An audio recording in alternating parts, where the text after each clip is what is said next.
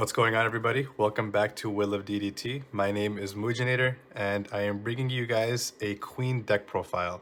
Queen has been my favorite leader in all of OP4. I think he just has such a fun playstyle. It's super toxic, super annoying to your opponent. For those of you who don't know what he does, basically when you don him with a 1 and you attack, and if you have a total of 4 cards between your life and your hand, then you can draw a card. But if you have a character that has a cost of 8 or more on your field, you can add that card to your life instead. So he's really good at stalling out the game, especially when it gets to the late game when all you have are big bodies on the board. And it's just super difficult for your opponent to end out the game. He makes it almost impossible. All you're doing is just re-healing. You keep stalling out the game and you keep depriving your opponent of resources. It's a lot of fun. For you, may not be so fun for your opponent. So if you love toxic decks that just drag the game out and playing a really high resource game, then this is the deck for you.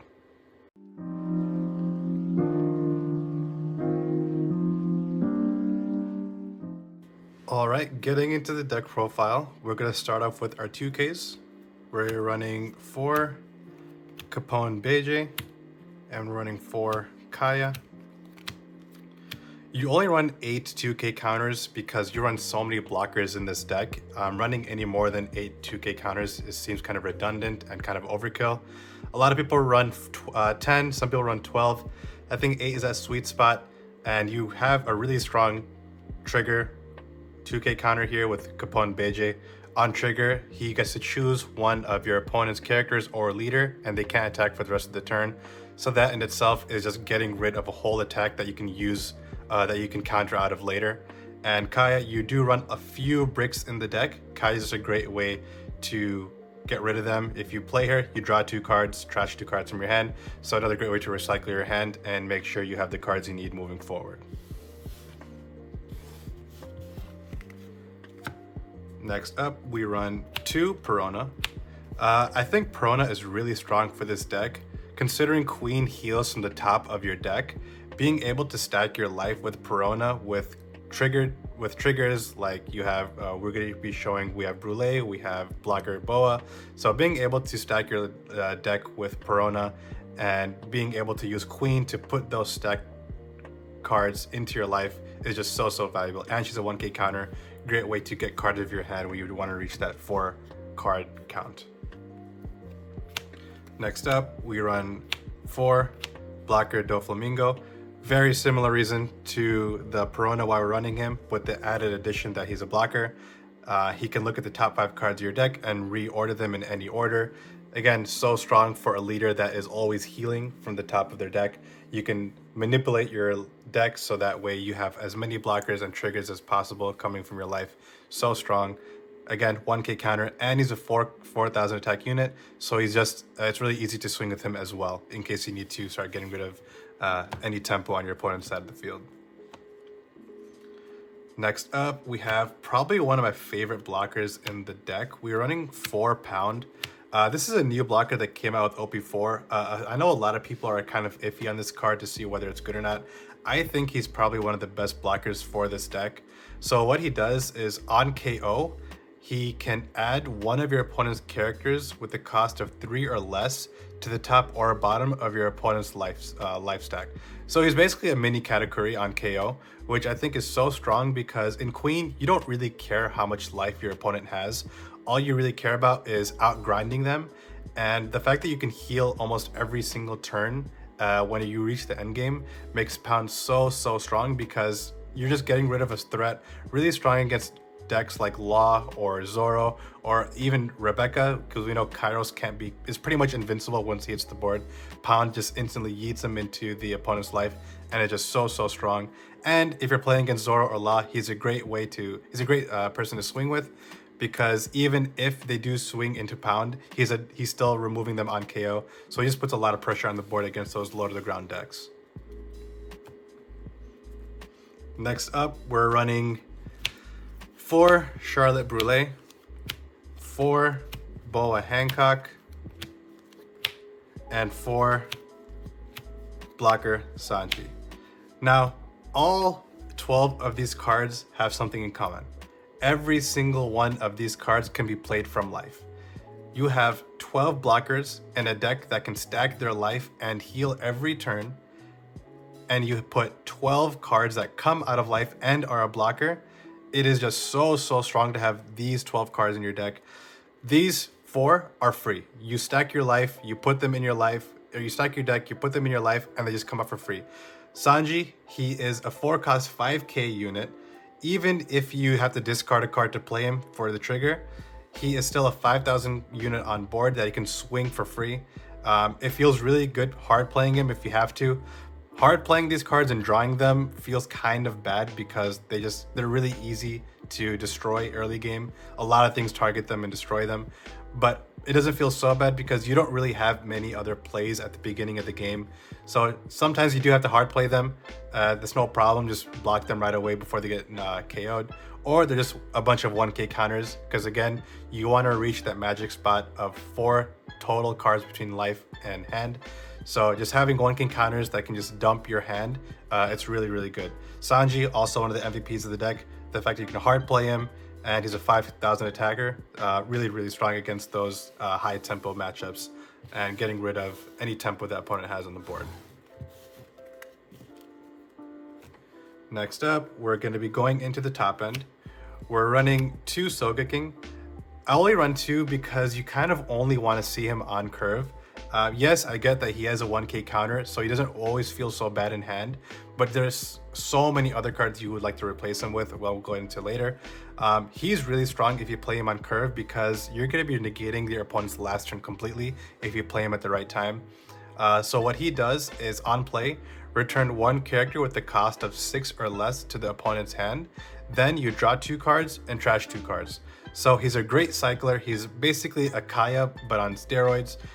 You're bouncing opponent's character with the cost of 6 or less. You're targeting those vanilla 6 costs that are always so hard to handle. You have the 6 cost Perusperos, you have the 6 cost Thatch for the Whitebeard matchup, and any of the other annoying cards that just are so hard to remove from the board. Soga can just get some off the board, and he's a pretty sizable attacker. He's 6,000 attack, and again, that 1k counter always feels good as well. Now we're heading into the big boys of the deck, the stars. We're starting off with 4 Charlotte Katakuri. I think he is probably one of the strongest cards in this deck and in the format. He has such a high cost removal.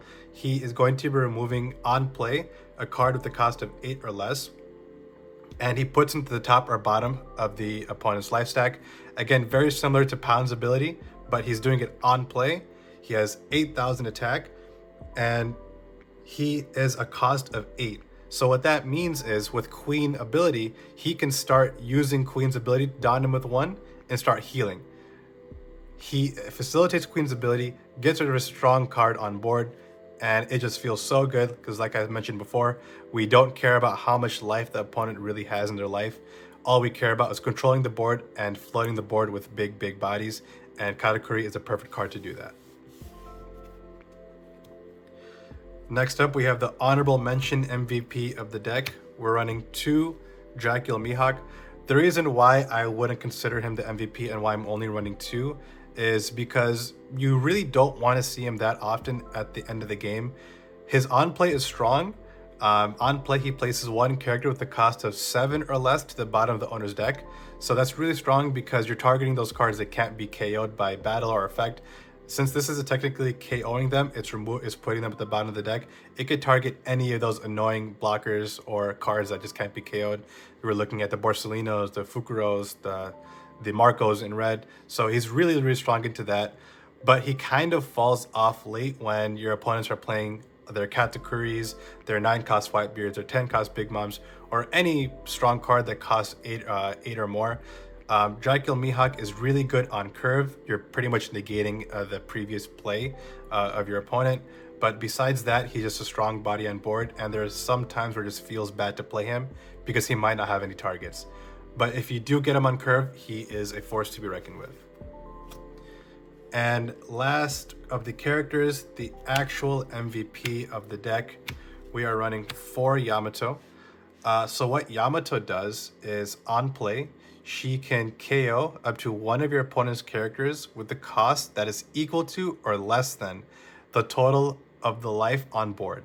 So what that means is you add your life, you add your opponent's life, whatever that number is, you can KO any character on the board that has a cost that is equal to that. So like I mentioned before, the reason why I love this card so much is because you are running those cards like Pound and Katakuri, where you are removing cards, giving your opponent more life, and you are pretty much setting up Yamato to have some crazy strong removals. She could potentially remove a 10 cost on the board, depending on how the game state is. She is just so strong.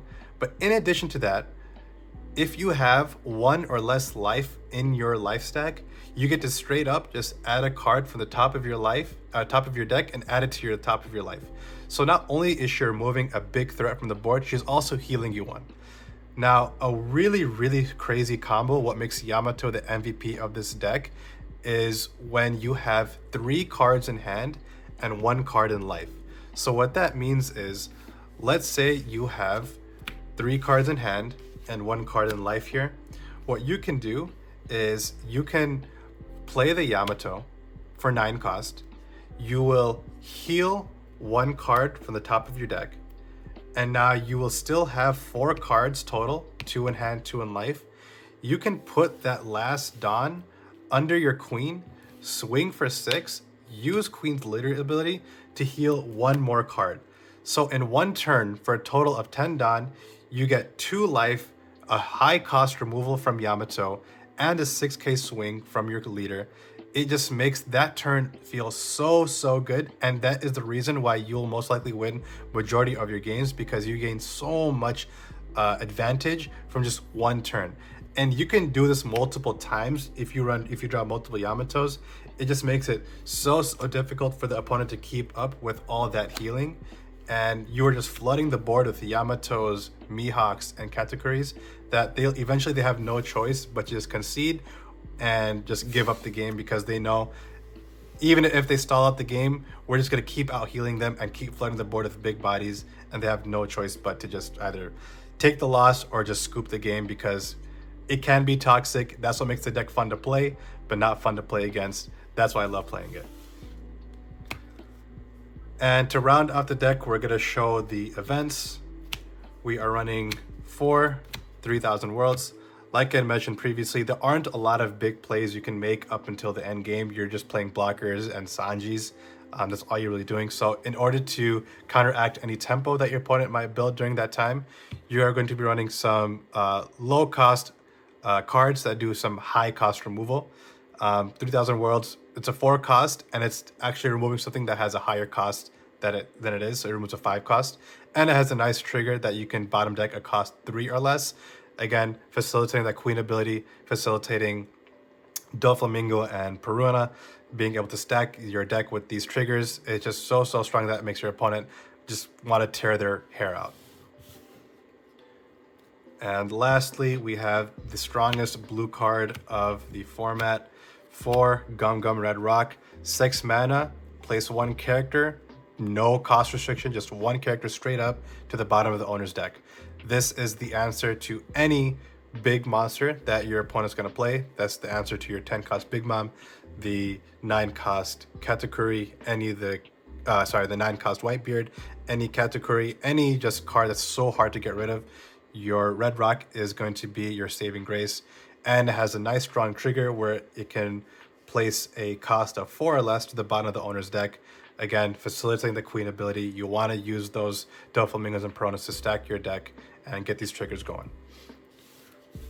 So that is the deck profile, guys. I'm going to lay out the cards for you so that way you guys can take a look at the ratios of the deck, and I'm going to do some short discussion on what I think I would change, what are some matchups, and how I think I would play this deck moving forward. Alright guys, so here are the ratios of the deck. Just some changes that I've been considering. For the most part, I think the deck is at a good place. I'm happy with it. This is going to be the deck I'm going to be taking to the Peoria Regionals in November 4th. So if you're looking at this deck right now, the main changes that I would make, the Perona, There's been some arguments to take out the Perona completely and put into Gum Gum Rain, the zero cost event. Um, I kind of like that idea because there are times when your hand is just filled with so many of these top end cards that you can't play them fast enough to get to that critical point of 4 cards between life and hand. So having the Gum Gum Rain to be able to get rid of one of those cards and counter out of an attack can be really good. But I just put so much value in being able to stack your life in the end game when you're playing those Yamatos to get a free heal.